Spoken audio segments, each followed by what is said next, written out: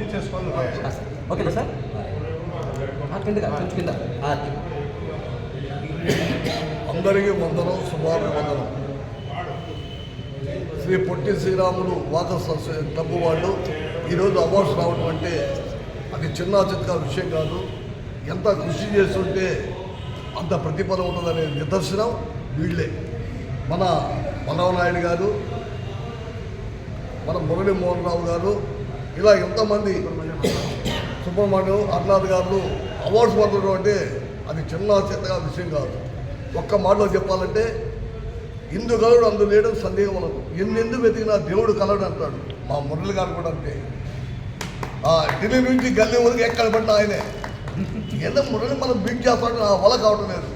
400 వేషాలు వేయడం అంటే అది ఎన్టీఆర్కే సాధ్యపడదా, ఈ మహానుభావుడికి సాధ్యపడింది.